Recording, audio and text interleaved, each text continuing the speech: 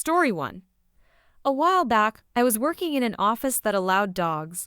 It was an open floor plan, and since customers never came into the office, we kept the dogs' food and water bowls right by the front door because it was the most convenient space, and no one else would see them but us who worked there. Of the 6 of us who worked in the main office area, I was the only one who didn't have a dog no pets policy at the apartment and always felt horribly left out. To make matters worse, across the way was a doggy daycare. One day, a very frantic woman came in with an absolutely massive basset hound. Usually, the only people who came into the office were associates who had appointments with someone working there, but it was rare they brought their dogs. She ran up to me and said, "Do you work here?" I replied. "Yes. How can I help you?" she said. I wasn't sure if he took walk-ins, but I read online I could just drop him off. I tried to call but got no answer. At that point, I didn't know what she was talking about, and I said, "Come again? Who did you call exactly?" Thinking if I could just direct her to whoever she came to see, I wouldn't have to decipher her problem. She said, "Well, it doesn't matter now. Look, something urgent has come up, and I really need to leave him here. Here's his food he likes, and I'll be back in a few hours," and at this point, I wasn't thinking of the doggy daycare. I thought maybe she was a friend of someone here. I said, "Well, all right, can I get your name, please?" She gave her name and then asked if I needed her to sign anything. I was so confused at this point I just said, "Why would I need you to sign something?" She left almost immediately. So I took Otis the dog to the back and showed him to my coworkers, and no one knew the woman or the dog. I was worried she wouldn't come back, but at the same time, my wish for an office dog had been granted, and Otis was supremely chill. All he did all day was lie around and drool onto his own ears. I just freshened him up every now and then, took him out every couple of hours, and he was happy as a clam on a big cushy dog bed we thankfully had an extra of. He just loved attention from anywhere he could get it. At the end of the day, the woman, thank goodness, came back. She said, "Thanks, you're a lifesaver." "How was he?" I replied. "He was a champ." I was about to say, "But why is he here?" when she said, "That's a relief. Most kennels say he gets anxious around other dogs. I heard you operated at a much higher capacity. I was thrilled to see you had so few clients in the room at one time. So, how much do I owe?" That's when I realized she thought we were a dog daycare. Now, I probably should have corrected her. But I loved my day with the office dog, and I did want to get paid for supervising this strange dog all day. I just threw out a number that sounded fair and appropriate. "That'll be $20, I said. She replied, "Really?" in a very high tone, and I couldn't tell if I'd overshot or undershot. But she paid me and left. My coworkers were laughing hysterically when they realized what had happened, and we thought it would just be a good story for the future. But the next week, she came back. She said we were so much more affordable and less overcrowded than her other place that she was happy to use us. I was glad for the company, so I just took him. I didn't think there was any way she couldn't have at least some idea we weren't a dog daycare. The whole ordeal was so strange I just figured, don't question a good thing. I was much younger and less wise then. Not long after, Otis started getting dropped off too, sometimes even 3 or 4 days a week. I was in heaven. He was such a love, and he made fast friends with the delivery guys and visitors.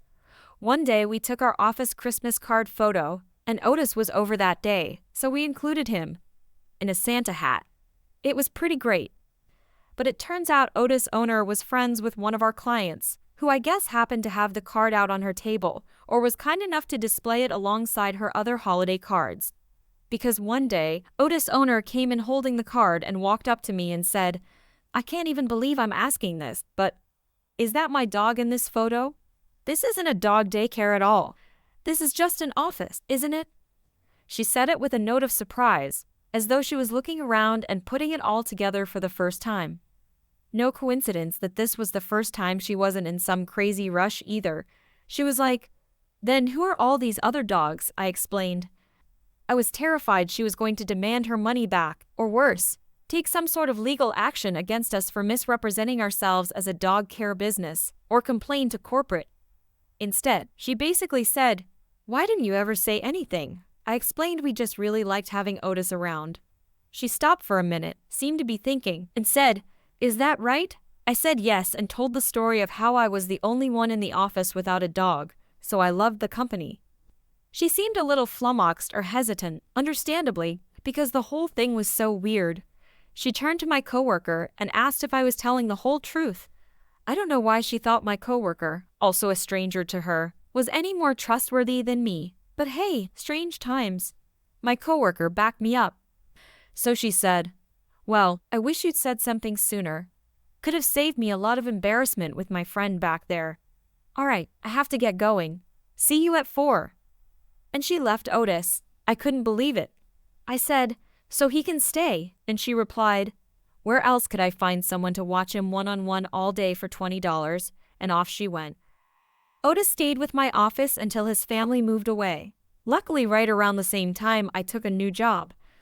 With all this time sitting around doing nothing, I thought it was as good a time as any to tell that story. Story 2. Names have been altered out of consideration for the business owner. I'm a bit older, I've got grandkids in high school, let's put it that way. So I've been especially cautious about staying home during the COVID-19 pandemic. Part of that has, unfortunately, meant indefinitely cutting out my regular trips to the gym. So I invested in a couple of pieces of equipment for my house. I'd purchased them from a local fitness retailer who I'd selected in part because of their generous warranty and repairs agreement. But then, one of the machines broke. I called them up, and suddenly, they were a lot more difficult to get on the phone than they were during the sales process. They wouldn't commit to a repair date, technicians were never in, and customer service always put me on hold for ridiculous amounts of time, even though it was a small local store, just endless. Finally, I decided to go over and sort it out in person. At this point, our state was only just beginning to open up, so things like fitness equipment stores weren't seeing a surge of foot traffic yet. I was surprised to find about a dozen cars parked in the lot. Mostly lifted trucks and Jeeps with Punisher stickers and similar embellishments. I figured that made sense for the kind of clientele whose first order of business after a nationwide shutdown would be to get to the gym equipment store. I didn't really think much else of it at the time. I was just coming from a full morning of Zoom meetings, so I was wearing business-appropriate attire. Dress pants, pearls, knit turtleneck, the works. I came in and saw a line of buff, meaty guys lingering around near a counter, looking as though they'd also just come from work, and figured they too were waiting to talk to customer service.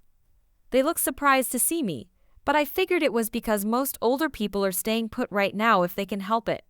I gave a polite wave and otherwise kept my distance. After a few moments, I realized the employees were calling the buff, meaty guys by name, and taking them into a back office to deal with their concerns, and I figured it was a social distancing measure. So I went over to a guy wearing a store uniform calling names and asked, "Excuse me, do I have to take a ticket or get my name on a list or something?" He seemed surprised too, but again, I chalked it up to age. He said to wait a minute. I asked if I should get started on any paperwork. A lot of the other guys were filling things out, and I figured they were claims related to repairs or other information I'd need to provide to expedite the process. But he just kept insisting I wait there. Meanwhile, a more senior guy kept surfacing every few minutes, calling for people to talk to him in the back. Brett, Tony. But then the more junior guy pulled him to the side and pointed me out. I waved. The more senior guy came over and asked, "Hi, ma'am, are you sure you're in the right place?" I replied. "Oh, definitely. I've been planning to come down here all week." He said, "All right, then, we can chat right now. You want to come on back? You ready?" The beefy guys were exchanging some puzzled looks, but I thought it was because I was jumping the queue. I assumed they were prioritizing me because I was at the highest risk. I said, "Oh, that's sweet of you, but most of these men were here before me. I'm fine to wait. Why don't you give me any requisite paperwork to take care of in the meantime?" But he just shook his head, going, "Well, before you fill anything out, why don't we talk first?" And off we went. I sat down in a small back office, across from these two men at a desk. It seemed like quite the to-do over scheduling a simple repair, but I figured this was life in the new normal. So they looked at each other as though neither quite knew what to say, and I'm thinking, is this both their first day on the job? Let's get on with it here. Finally, the more senior one cautiously ventured, "So, do you have a lot of experience with the specifics, inner workings, and maintenance of gym equipment?" Now I'm thinking they're trying to find a reason to put me at fault and void my warranty or otherwise upsell me. So I shoot back the curt but truthful answer. I've been working out every day for longer than at least one of you has been alive. I can look at any model on your floor and tell you what they do, why, and which features are necessary versus which features are just extra flash designed to line your pockets. And I definitely know a working machine from a broken one. So I don't even know why this discussion is necessary. Just tell me what information you need. I'll sign what I need to sign, and let's get this taken care of. The more senior guy folded his hands on the desk and went, "All right, listen, I'm sure you're very experienced and do know your way around, but okay, listen, how old are you?" What? There was no universe in which he needed that information to get a repair tech to my house. I was really and truly lost at that point. Was he coming on to me? Was he insinuating there was no use in fixing my machine because I'd be dead soon enough anyway? What? What could that possibly have to do with anything? You have no right to ask me that. The more junior guy whispered, "Hey, yeah, I don't think you're legally allowed to ask that." So, that's when it all started to click for me. The senior guy in rank only, he couldn't have been a day over 30, put his hand up in a "be quiet" gesture to his partner and continued.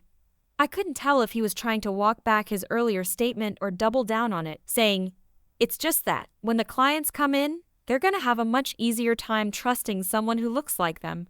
So, it's not even so much about age as that you're a woman." The junior guy gasped, in pain dismay, "Bro, no," and turned to me, switching into professional mode from night to day in an instant. What my colleague meant to convey is that we are targeting a certain demographic, and he ran out of buzzwords with that sentence alone. They realized the situation was getting away from them at that point as I sat in silence, staring daggers into them. Finally fully understanding that I'd walked into a pool of job applicants and been mistaken for one, I said, "You realize it's illegal to ask an applicant their age or discriminate on the basis of gender?" The senior guy definitely thought he had the situation handled as he exclaimed, "It's really not about us, ma'am. We're trying to keep you safe, you know. We're not saying you can't work here, like that you're incapable. Just that you shouldn't. Like, we're doing you a favor by not considering you, really. There's a lot of heavy lifting that's not safe for older people. Your bone density decreases hand over fist as you age. Haven't you noticed that? And you'd be in the store alone sometimes with other employees. You'd be the only woman here. That would be very uncomfortable for you. I wanted to be sure I had my bases covered, because I'm lucky to have stable employment, but plenty of my peers are struggling right now, and it infuriates me to think they're ever dealing with this kind of nonsense." So I went, "Well, thanks for your concern, but times are tough, and I'm qualified for this position, so I'd still like to fill out an application." The junior guy looked like he wanted to give me one just to make this end, but the senior guy said firmly, "For all the reasons I just outlined, I don't think that's a good idea." I'd heard enough. No way this infant sweat-stain owned and operated a business, so I asked to speak to the owner. They said the owner wasn't reachable by phone. There was a tray of business cards on the desk, so I picked up the one with "owner" listed on it. While it did only have a phone number for the main business line, it also had an email. So I said, "Guess I'll just email him then. Now, I need your full names." The junior guy said his name was Ken Lopez. Fine. The senior guy said his name was Brian Smith. I nodded and asked, "Hey Brian, why's your shirt saying Andy on it?" "And I'm H&M. I found his real card and took it for my records." I didn't want to give the guy any opportunities to hide behind those bogus excuses, so as I turned to leave, I concluded a final time with feeling. "Just so we're clear, you're saying you will not even let me apply for the job, because you won't consider me based on my age and gender?" He tried to stay silent at first, but eventually cracked under the pressure and babbled, "Look, it is what it is, ma'am." His clueless junior counterpart said, "Good luck on the job search," and tried to offer me a coupon for my trouble of having driven all the way there. I had no sympathy for the junior one either, because he didn't give me an application back at the beginning when I still thought I was in line for customer service. He took one look at me and got his boss to weed me out. So I left shortly after that point and exchanged emails with the owner. I explained what had happened. Not only that their people utilized discriminatory hiring practices, but that I'd arrived as a customer and no one greeted me or asked how they could help. to such a degree of negligence that this situation was allowed to occur without either ever realizing I was a customer. I still didn't get a job application, but that's quite alright. My current employer probably wouldn't be too thrilled to hear I was shopping for other offers. What I did get was swift, hassle-free repair of my machine and a direct number to contact for the future. The owner also later called to personally apologize and informed me the senior guy had been let go and the younger one disciplined. The kicker? The business owner was a woman.